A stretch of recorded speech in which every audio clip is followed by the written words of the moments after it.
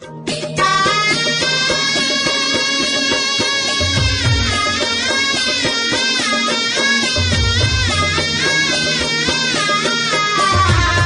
है लोकवाणी, आपकी बात मुख्यमंत्री श्री भूपेश बघेल के साथ। सभी श्रोताओं को नमस्कार, जय जोहार। साथियों, आज लोकवाणी कार्यक्रम अपने 18वें पायदान पर पहुंच चुका है, अर्थात आज 18वीं कड़ी का प्रसारण हो रहा है। इस अवसर पर माननीय मुख्यमंत्री श्री भूपेश बघेल जी और आप सभी श्रोताओं का हार्दिक स्वागत है। लोकवाणी के सुनैया सब्बो सियान मल्ला, दाई दीदी मल्ला, भतीजा भतीजी मल्ला और सब्बो संगवारी मल्ला मोर ढार ले जय जोहार। आप मन के सहयोग और माया के सेती हमर लोकवाणी के एक एक कड़ी आगू बढ़त जावत है। आप मन के गोट बात ला सुनथो तो मोला नवा नवा जानकारी मिलथे। हमार सरकार है आप मन बर जेन योजना बना के काम करत है ओकर बारे में जमीनी जानकारी मिलथे। आप मन के विचार और सुझाव घलोक मिलथे।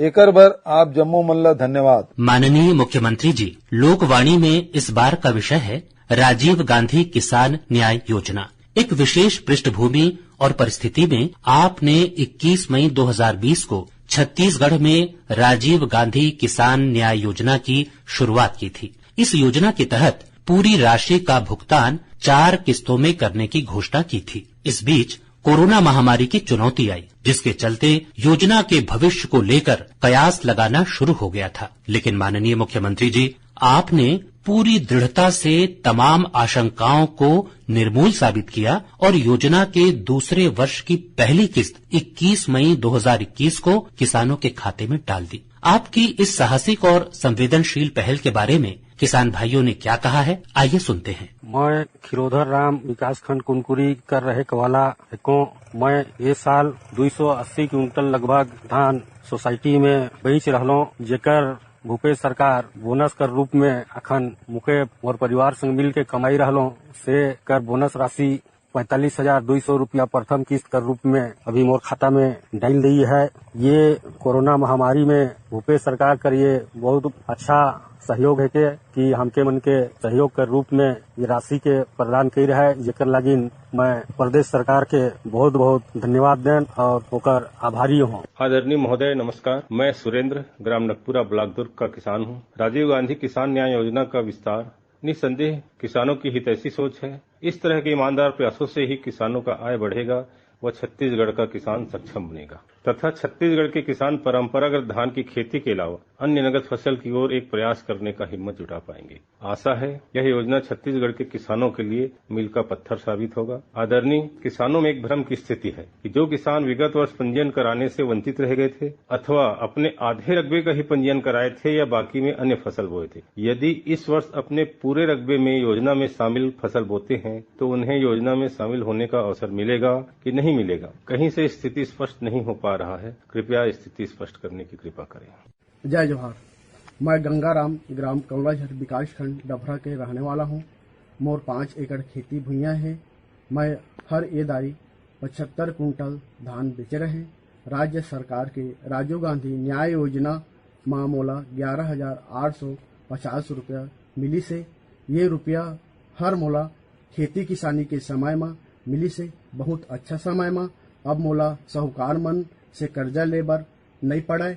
मैं अपन रुपया ला धान बीज खाद अपन सुविधा ले सकत हूँ। मैं हर अपन खेत में अभी गेहूं बोए रहे। मोर घर में मोर माँ घर वाली और 2 झन लड़का है। एक झन 8वीं और एक झन 7वीं पढ़ा थे। ओकर पढ़ाई में भी ये रुपया हर काम आई। राजीव गांधी न्याय योजना हर हमर किसान मन के हितवा है। मैं हर हमर प्रदेश के मुख्यमंत्री ला जय जोहार करत हूँ। भाई खिरोधर, भाई सुरेंद्र और गंगाराम जी नमस्कार। हमारे किसान भाइयों के चेहरे पर मुस्कान देखकर और उसकी आवाज की खनक सुनकर मुझे पता चलता है कि हम सही दिशा में काम कर रहे हैं। आपने राजीव गांधी किसान न्याय योजना की शुरुआत की चर्चा की तो इस बात को समझने के लिए हमें थोड़ा पीछे जाना पड़ेगा। छत्तीसगढ़ किसानों का खेती किसानी का राज्य है। हमारा मानना है किसान खुशहाल होगा तभी प्रदेश खुशहाल होगा। सबको पता है छत्तीसगढ़ राज्य का जन्म छत्तीसगढ़ी अस्मिता, छत्तीसगढ़ी स्वाभिमान और हमारे ग्रामीणों, किसानों, अनुसूचित जनजाति, अनुसूचित जाति, पिछड़े वर्ग को उनका हक दिलाने के लिए हुआ था। लेकिन 1.5 दशक के लंबे दौर में छत्तीसगढ़ी भाई बहनों की उम्मीदें टूट गई थी। यही वजह है कि वर्ष 2018 के विधानसभा चुनाव में हमें प्रचंड बहुमत से चुना गया। हमारी सरकार का पहला फैसला था किसानों की कर्ज माफी और उन्हें धान का दाम 2500 रुपए प्रति क्विंटल देना। हमने वादा निभाया। करीब 18 लाख किसानों का 8,743 करोड़ से भी अधिक राशि का कृषि ऋण माफ किया। वहीं खरीफ वर्ष 2018 में समर्थन मूल्य पर धान बेचने वाले किसानों को 2500 रुपए प्रति क्विंटल के दर से भुगतान किया। इस तरह पहली बार तो बिना किसी विघ्न बाधा के हमने यह काम कर लिया। लेकिन जैसे ही खरीफ वर्ष 2019 की राशि देने का वक्त आया, वैसे ही दिल्ली से यह फरमान आ गया कि छत्तीसगढ़ के किसानों को केंद्र द्वारा निर्धारित समर्थन मूल्य की राशि से 1 पैसा भी ज्यादा नहीं दिया जाए। हमने बहुत प्रयास किए, हमें अनुमति मिले, लेकिन कड़ाई बढ़ती गई और इस चेतावनी में बदल गई कि यदि हमने 2500 रुपया की दर से भुगतान किया तो पीडीएस के लिए सेंट्रल पूल में चावल नहीं लिया जाएगा। यह एक बहुत बड़ा संकट था, क्योंकि इससे किसानों को, राइस मिलर्स को, छत्तीसगढ़ के संपूर्ण अर्थव्यवस्था को बहुत बड़ा धक्का लगता। इसलिए हमने विधानसभा में घोषणा करते हुए कहा, फिलहाल समर्थन मूल्य की राशि किसानों को दी जाएगी, लेकिन हम यह व्यवस्था करेंगे किसानों को कोई नुकसान न उठाना पड़े। सिर्फ धान ही नहीं बल्कि अन्य फसल लेने वाले किसानों को भी आर्थिक सहायता और संबल दिया जाएगा। इस तरह से राजीव गांधी किसान न्याय योजना की शुरुआत हुई, जिसमें धान के साथ गन्ना और मक्का किसानों को भी शामिल किया गया। हमने यह घोषणा की थी लगभग 19 लाख किसानों को अनुदान सहायता के रूप में 4 किस्तों में राशि दी जाएगी। इस तरह पूर्व प्रधानमंत्री, आधुनिक भारत के स्वप्न दृष्टा, भारत रत्न स्वर्गीय राजीव गांधी के शहादत दिवस 21 मई 2020 को हमने राजीव गांधी किसान न्याय योजना की शुरुआत की तथा पहली किस्त के रूप में 1500 करोड़ रुपए के किसानों के खाते में डाले। साल भर के भीतर 4 किस्तों में पूरी राशि 5,628 करोड़ रुपए का भुगतान 18,45,000 किसानों के खातों में कर दिया गया। जो लोग पहले 4 किस्तों में राशि देने को लेकर आपत्ति कर रहे थे, उन लोगों ने कोरोना संकट को देखते हुए कहना शुरू कर दिया था कि खरीफ 2021 में धान बेचने वाले किसानों को राजीव गांधी किसान न्याय योजना का लाभ नहीं दिया जाएगा। कोरोना के कारण देश और प्रदेश की आर्थिक स्थिति पर निश्चित तौर पर बुरा असर पड़ा, लेकिन मैंने स्पष्ट कहा था इसका नुकसान किसानों को नहीं होने देंगे। इस तरह हमने राजीव गांधी किसान न्याय योजना 2021 के लिए बाकायदा बजट में 5,703 करोड़ का प्रावधान किया और विगत वर्ष की तरह ही 21 मई को अर्थात राजीव जी के शहादत दिवस पर ठीक पिछली बार की तरह पहली किस्त की राशि 1500 करोड़ रुपए का भुगतान किसानों के खाते में कर दिया गया। इसमें 20,53,482 किसानों ने धान बेचा है तथा शेष लगभग 1.5 लाख किसानों ने मक्का व गन्ना बेचा है। कोरोना के महासंकट के बावजूद योजना के क्रियान्वयन में एक दिन की भी देरी नहीं की गई। सुरेंद्र भाई, आपने पूछा था कि यदि विगत वर्ष पूरे रकबे का पंजीयन नहीं करा पाए थे तो आगे क्या स्थिति बनेगी। तो इस संबंध में दिशा निर्देश जारी किए गए हैं। यदि पात्रता होगी तो आप पूरे रकबे का जरूर पंजीयन करा सकते हैं। माननीय मुख्यमंत्री जी, आपने किसानों की कर्ज माफी और राजीव गांधी किसान न्याय योजना जैसे प्रयासों से किसानों की आर्थिक स्थिति मजबूत की, जिसके कारण बड़ी संख्या में नए किसान भी खेती से जुड़े। समर्थन मूल्य में धान खरीदी 56.88 लाख मीट्रिक टन से बढ़कर 92 लाख मीट्रिक टन हो गई है। इससे क्या आपकी चुनौतियां और बढ़ गईं? वर्ष 2018 के बाद से हर साल धान बेचने वाले पंजीकृत किसानों की संख्या और खेती का रकबा बढ़ता गया। निश्चित तौर पर जितना अधिक धान समर्थन मूल्य पर खरीदा जाएगा उतना अधिक भुगतान करना पड़ेगा। इसके साथ ही हमने गन्ना और मक्का के किसानों को भी भुगतान किया। जब किसान भाइयों ने यह देखा कि उन्हें हमारी सरकार का मजबूत समर्थन और सहयोग प्राप्त है तो उन्होंने खेती में निवेश भी बढ़ाया है। हमें यह देखकर बहुत संतोष होता है कि विगत 2 वर्षों में प्रदेश में किसानों की संख्या 5,05,000 बढ़ी है। कई प्रदेशों में लोग जब खेती छोड़कर अन्य काम धंधा अपना रहे हैं, तब हमारे यहाँ किसानों की संख्या बढ़ना बहुत शुभ संकेत है। इसका अर्थ है कि हमारे प्रयास किसानों के घर तक पहुंच रहे हैं। जब से हमारी सरकार आई है तब से आंकड़े देख लीजिए। वर्ष 2017-18 की तुलना में वर्ष 2020-21 में पंजीकृत किसानों की संख्या 15 लाख से बढ़कर 21,52,000। समर्थन मूल्य पर धान बेचने वाले किसानों का प्रतिशत 76.47 से बढ़कर 95.38% हो गई। किसान भाइयों की रुचि और उत्साह के कारण ही सर्वाधिक कृषि ऋण वितरण का लक्ष्य भी हासिल किया गया। माननीय मुख्यमंत्री जी, आपने राजीव गांधी किसान न्याय योजना में इस वर्ष कुछ नए प्रावधान किए हैं, जिनके बारे में हमारे किसान भाई विस्तार से जानना चाहते हैं। माननीय मुख्यमंत्री बघेल जी, सादर प्रणाम, जय जोहार। मैं रुपेश कुमार साहू, ग्राम फुलसुंदरी, विकास खंड डोंडी लोहारा, जिला बालोद। राजीव गांधी किसान न्याय योजना सचमुच ही आपकी दूरगामी विकास की सोच को दर्शाता है। यह योजना के अंतर्गत धान के अलावा अन्य फसलों को जो शामिल करने के बारे में हम किसानों के मन में कई भ्रांतियां हैं, इसे आप और आपकी सरकार दूर करने और किसानों को समझाने के लिए क्या क्या कार्य योजना बनाई है, जिससे किसानों को विश्वास में लिया जा सके। रुपेश भाई, बहुत अच्छा सवाल है। राजीव गांधी किसान न्याय योजना में आदान सहायता की राशि के लिए मुख्यतः 3 प्रावधान हैं। पहला प्रावधान यह है कि पिछले साल की तरह धान के साथ खरीफ की प्रमुख फसल मक्का, कोदो, कुटकी, सोयाबीन, अरहर, गन्ना फसल लेने वाले किसानों को 9,000 रूपये प्रति एकड़ आदान सहायता राशि हर साल दी जाएगी। दूसरा प्रावधान उन किसानों के लिए जो धान के बदले अन्य निर्धारित फसलें लेना चाहते हैं, उन्हें 10,000 रूपया प्रति एकड़ की दर से अनुदान सहायता राशि दी जाएगी। इसी तरह तीसरा प्रावधान उन किसानों के लिए जो धान के बदले वृक्षारोपण करेंगे, तो उन्हें भी 10,000 रूपये प्रति एकड़ की दर से सहायता राशि दी जाएगी। यह 3 वर्ष के लिए होगा। हम यह व्यवस्था कर रहे हैं कि योजना के सभी प्रावधानों का व्यापक प्रचार प्रसार हो और इसकी पात्रता तथा मिलने वाले लाभ के बारे में आप लोगों तक संपूर्ण जानकारी पहुंचे। लोकवाणी के माध्यम से भी मैं आपको पूरी जानकारी दे रहा हूं। समस्त श्रेणी के भूस्वामी एवं वन पट्टाधारी कृषक योजना का लाभ प्राप्त करने हेतु पात्र होंगे। संस्थागत भूधारक किसान, रेघा, बटाईदार, लीजी कृषक इस योजना के तहत पात्र नहीं होंगे। संबंधित मौसम में भुइयां पोर्टल में संधारित गिरदावरी के आंकड़े तथा कृषक के आवेदन में अंकित फसल व रकबे में से जो भी कम हो, उस फसल व रकबे को आदान सहायता राशि की गणना हेतु मान्य किया जाएगा। कृषकों को आदान सहायता राशि प्राप्त करने हेतु आवेदन पत्र के साथ राजीव गांधी किसान न्याय योजना पोर्टल पर पंजीयन कराना अनिवार्य होगा। जो किसान भाई पंजीकरण नहीं कराएंगे, उनको अनुदान की पात्रता नहीं होगी। कृषक पंजीयन का कार्य 1 जून से शुरू हो गया है, जो 30 सितंबर तक किया जाएगा। निर्धारित फसलों पर ही आदान सहायता दी जाएगी, अन्य पर नहीं। पंजीकृत कृषक की मृत्यु हो जाने पर तहसीलदार के द्वारा परिवार के नामांकित व्यक्ति के नाम से आदान सहायता राशि प्रदान की जाएगी। किसानों को आवश्यक दस्तावेज जैसे ऋण पुस्तिका, B1, आधार नंबर, बैंक पासबुक की छाया प्रति के साथ भरे हुए आवेदन अभिलेखों का प्रारंभिक परीक्षण व सत्यापन ग्रामीण कृषि विस्तार अधिकारी से कराना होगा। संयुक्त खातेदार कृषकों का पंजीयन नंबरदार के नाम से किया जाएगा।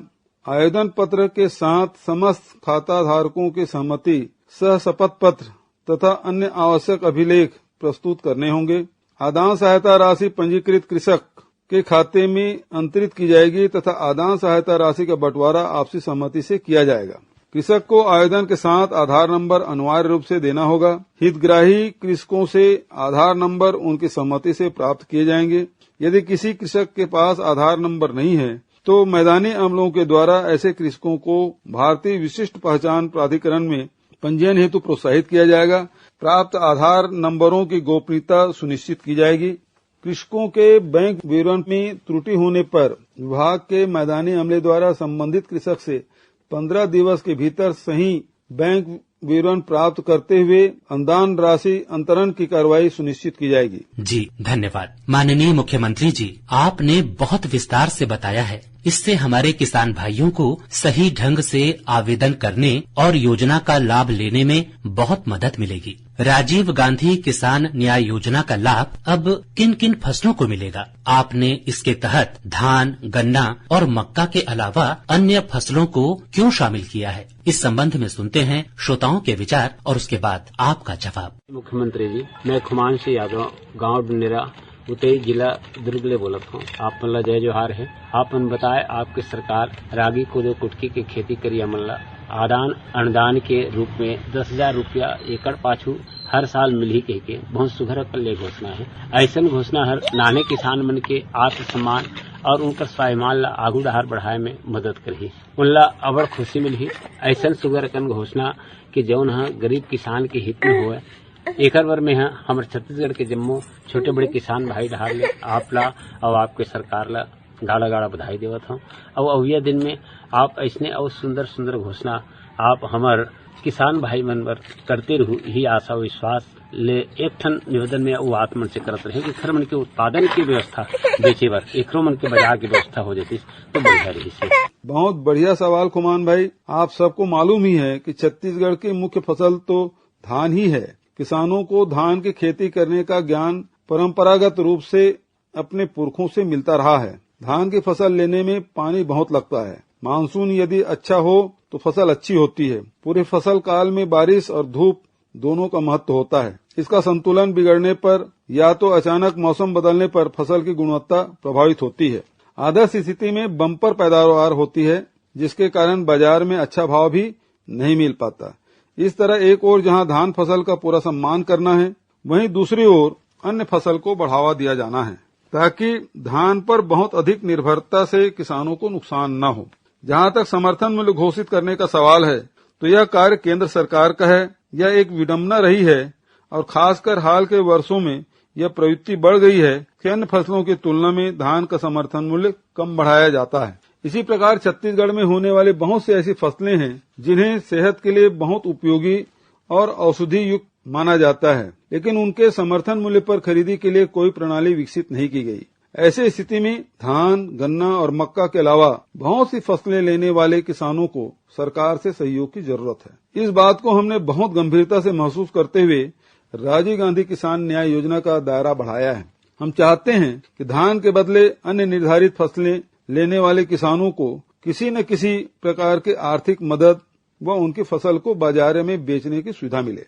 खरीफ 2021 से धान के साथ खरीफ की प्रमुख फसल मक्का, कोदो, कुटकी, सोयाबीन, अरहर तथा गन्ना उत्पादक कृषकों को प्रति वर्ष 9,000 रूपये प्रति एकड़ आदान सहायता राशि दी जाएगी। वर्ष 2020-21 में जिस रकबे से किसान द्वारा न्यूनतम समर्थन मूल्य पर धान विक्रय किया गया था, यदि वह धान के बदले कोदो, कुटकी, गन्ना, अरहर, मक्का, सोयाबीन, दलहन, तिलहन, सुगंधित धान, अन्य फोर्टिफाइड धान, केला, पपीता लगाता है अथवा वृक्षारोपण करता है, तो उसे प्रति एकड़ 10,000 रूपये आदान सहायता राशि दी जाएगी। वृक्षारोपण करने वाले कृषकों को 3 वर्षों तक आदान सहायता राशि दी जाएगी। माननीय मुख्यमंत्री जी, किसानों की आय बढ़ाने के लिए आपने मुख्यमंत्री वृक्षारोपण योजना शुरू की है। कृषि वानिकी के विकास के लिए इसे एक बड़ा कदम माना जा रहा है। इस योजना को लेकर भी बड़ी उत्साहजनक प्रतिक्रियाएं मिली हैं। मिसाल के तौर पर कोंडा गांव निवासी एक एग्रो फॉरेस्ट्री एक्टिविस्ट के विचार साझा करने के साथ हम आपसे निवेदन करते हैं कि कृपया इस संबंध में अपनी सोच के बारे में विस्तार से बताने का कष्ट करें। मैं प्रेमराज जैन एक वृक्ष किसान हूँ। हम विगत 40 वर्षों से निजी जमीन पर वृक्ष उगा रहे हैं एवं किसानों को मोटिवेट करके वृक्षारोपण के लिए प्रेरित कर रहे हैं। इसी के बदौलत बस्तर में लगभग 4,000 हेक्टेयर में निजी भूमि पर वृक्षारोपण किया गया है। सरकार द्वारा निजी जमीन पर धान के बदले में पेड़ लगाने पर 10,000 रुपया प्रति एकड़ प्रति वर्ष 3 वर्ष तक दिया जाएगा। इससे किसानों में नई आशा का संचार हुआ है और हमको ये उम्मीद है कि जो शासन ने कहा है कि जो उगाए गए पेड़ काटने के लिए उसको विक्रय करने के लिए किसी अनुमति की जरूरत नहीं होगी। हमें ये पूरा भरोसा है कि भूपेश बघेल जी ने किसानों के हित में पहले भी काम किया है और वृक्ष किसानों के लिए नई योजना जो लेके आए हैं, इससे छत्तीसगढ़ में हरियाली का बहुत विस्तार होगा और लोगों में आय का एक नया साधन प्राप्त होगा। बस हमारा मुख्यमंत्री जी से एक ही निवेदन है कि पूर्व में जो आपके द्वारा 2001 में संशोधन कराया गया था उसमें अधिकारियों ने किंतु परंतु छोड़ दिया था। हमें पूरा विश्वास है कि आप स्पष्ट नियम लाएंगे जिससे किसानों को अपने द्वारा उगाए गए वृक्ष काटने के लिए, बेचने के लिए, परिवहन के लिए किसी अनुमति की और परेशानी नहीं होगी। ये हमको आपके ऊपर पूरा विश्वास है। धन्यवाद प्रेमराज जी, बहुत अच्छी बात कही है। आपको ये जानकर आश्चर्य होगा कि देश में प्रति वर्ष 45,000 करोड़ रुपए की लकड़ी का आयात होता है, लेकिन नीतिगत विसंगतियों के कारण हम इमारती, गैर इमारती और अन्य प्रजाति के लकड़ियों के बड़े पैमाने पर उत्पादन को प्रोत्साहित नहीं कर पाते। राज्य में वृक्षारोपण को प्रोत्साहित करने के लिए हमने वर्ष 2002 में भू राजस्व संहिता में निजी भूमि पर किए गए वृक्षारोपण की कटाई की अनुमति देने का प्रावधान किया था, लेकिन यह बहुत सीमित प्रजातियों के लिए ही लागू हो पाया था। हमारे प्रदेश में ऐसी प्रजातियों के वृक्षारोपण के लिए आदर्श परिस्थितियां, पर्याप्त भूमि, अनुकूल जलवायु, श्रम शक्ति उपलब्ध है, जिसमें वृक्षों को लगाने से काटने के बीच एक सुरक्षित चक्र बनाया जा सकता है, जिससे हर समय पर्याप्त संख्या में वृक्ष मौजूद भी रहें और सही समय पर कटाई होने से ग्रामीणों, किसानों की आय भी बढ़े। ऐसा करने पर चोरी छुपे वृक्षों की अवैध कटाई की समस्या भी समाप्त हो जाएगी। इसके लिए हमने मुख्यमंत्री वृक्षारोपण प्रोत्साहन योजना के दिशा निर्देश जारी किए हैं। यदि इसमें कोई समस्या आएगी तो उसके समाधान और योजना में संशोधन का रास्ता भी खुला रहेगा। हम चाहते हैं यह योजना ग्रामीणों और किसानों की आय बढ़ाने का बहुत बड़ा माध्यम बने।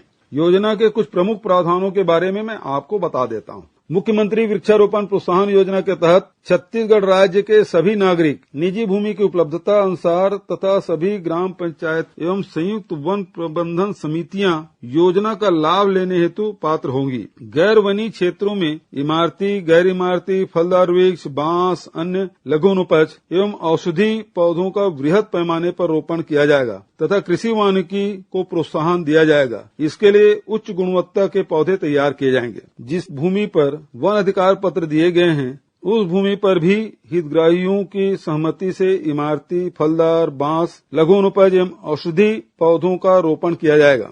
वन क्षेत्रों से जलाऊ चारा, इमारती काष्ठ तथा औद्योगिक कच्चे उत्पाद का दबाव कम करने तथा भारत सरकार पर्यावरण, वन एवं जलवायु परिवर्तन मंत्रालय के द्वारा जारी निर्देशों के अनुक्रम में निजी भूमि में वृक्षों के रोपण को बढ़ावा दिया जाएगा। निजी क्षेत्र में पूर्व से खड़े वृक्ष तथा रोपित वृक्षों के लिए कटाई की अनुमति के प्रावधानों को और अधिक सरल तथा सुगम बनाया जाएगा। नागरिकों द्वारा स्वयं रोपित वृक्षों को परिवहन अनुज्ञा के अनिवार्यता से मुक्त किए जाने हेतु भारत सरकार के दिशा निर्देशों एवं अन्य राज्य में लागू प्रावधानों के अनुरूप ही नियम बनाए जाएंगे। राजस्व विभाग नियमों में इस प्रकार संशोधन करेगा जिससे नागरिकों को वृक्ष लगाने एवं काटने हेतु राजस्व एवं वन विभाग को सूचना देने मात्र की आवश्यकता हो। स्वयं द्वारा रोपित पौधों को काटने हेतु किसी विभाग के अधिकारी से किसी प्रकार की अनुमति की आवश्यकता ही नहीं होनी चाहिए ताकि अधिक से अधिक लोग वृक्षारोपण हेतु प्रोत्साहित हो सके। संयुक्त वन प्रबंधन समितियों के पास उपलब्ध राशि से यदि वाणिज्यिक आधार पर राजस्व भूमि पर वृक्षारोपण किया जाता है तो पंचायत की तरह ही संबंधित समिति को 1 वर्ष बाद 10,000 रूपये प्रति एकड़ की दर से प्रोत्साहन राशि दी जाएगी। वृक्षों को काटने एवं विक्रय का अधिकार संबंधित समिति को होगा। ग्राम पंचायतों के पास उपलब्ध राशि का नियमानुसार उपयोग करते हुए यदि सामुदायिक एवं शासकीय गैर वनी क्षेत्रों में रोपण किया जाता है तो 1 वर्ष बाद सफल वृक्षारोपण की दशा में संबंधित ग्राम पंचायतों को शासन की ओर से 10,000 रूपये प्रति एकड़ प्रोत्साहन राशि दी जाएगी। इससे भविष्य में पंचायतों की आय में वृद्धि हो सकेगी। हम चाहते हैं कि यह योजना ग्रामीण और वन क्षेत्रों में लोगों का जीवन बदलने का माध्यम बने। माननीय मुख्यमंत्री जी, न्याय योजना को लेकर हमारी एक बहन ने भी अपने विचार व्यक्त किए हैं। आइए सुनते हैं। मैं जिला जांजगीर चांपा से रुक्मणी सूर्यवंशी बोला था।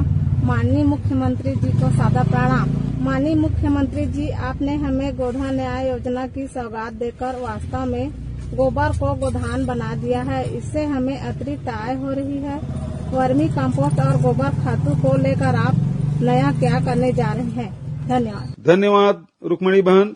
गोधन न्याय योजना को सफल बनाने के पीछे बहुत बड़ा योगदान हमारी माताओं बहनों का है। सरकार ने गोबर खरीदने के लिए 2 रुपये किलो और वर्मी कंपोस्ट बेचने के लिए 10 रुपये प्रति किलो की दर निर्धारित की है। हम चाहते हैं कि हमारे किसान भाई बड़े पैमाने पर हमारे गठानों में निर्मित वर्मी कंपोस्ट का उपयोग करें। वर्मी कंपोस्ट से जमीन के पोषक तत्व तथा उपजाऊपन में वृद्धि होती है, जिससे पौधों की बढ़त में तेजी आती है। इससे जैविक खेती तथा अच्छी गुणवत्ता की फसल लेने में मदद मिलती है। हमने गोबर खातों का उपयोग बढ़ाने के लिए सुपर कंपोस्ट भी लॉन्च कर दी है, जिसके न्यूनतम मूल्य 6 रुपये प्रति किलो है। मेरा निवेदन है कि ज्यादा से ज्यादा किसान भाई अपने प्रदेश में निर्मित जैविक खाद का उपयोग करें और भरपूर फसल से अच्छा लाभ कमाएं। माननीय मुख्यमंत्री जी, प्रदेश में कोरोना संक्रमण नियंत्रण और रोकथाम के उपायों और सावधानियों के बारे में हमारे श्रोताओं को अपने अनुभव साझा करना चाहेंगे। हम चाहेंगे कि हमारे श्रोता कोरोना नियंत्रण के लिए अपनाए गए उपायों के बारे में जानें और आगे के लिए सावधान भी रहें, क्योंकि अभी ये मानना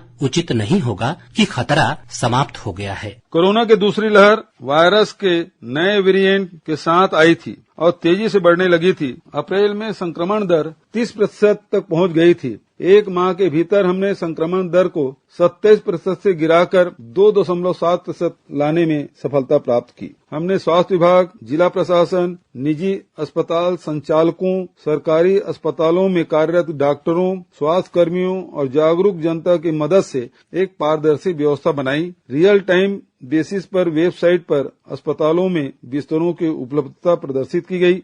अस्पतालों में दवा, इंजेक्शन, ऑक्सीजन सिलेंडर आदि की उपलब्धता के लिए काफी सोच समझकर इंतजाम किए गए। साधारण लक्षण वाले मरीजों को घर पहुंचाकर दवा दी गई। Truenat, antigen test, RTPCR से लेकर HRCT स्कैन आदि सभी की दरों पर भी नियंत्रण किया गया, जिससे जांच में वृद्धि हुई। सरकारी स्तर पर भी बड़े पैमाने पर सैंपल लेने और सही समय पर जांच के इंतजाम किए गए। ऐसे बहुत सारे प्रयासों के कारण ही प्रदेश में कोरोना की पॉजिटिविटी दर बहुत तेजी से कम हुई। इसके लिए मैं सरकारी अमले के साथ ही आम जनता, स्वयंसेवी संस्थाओं, खुले दिल से सहयोग देने वाले व्यवसायी, उद्योगपति, समुदाय सभी के प्रति शुक्रिया अदा करता हूँ। माननीय मुख्यमंत्री जी, कोरोना से मुकाबला करने का सबसे बड़ा हथियार टीकाकरण को माना गया है। कृपया अपनी सोच और रणनीति के बारे में बताने का कष्ट कीजिएगा। हमने शुरू से टीकाकरण को लेकर उच्च प्राथमिकता से काम किया। राष्ट्रीय स्तर पर जो आकलन हुए हैं उसके अनुसार हेल्थ केयर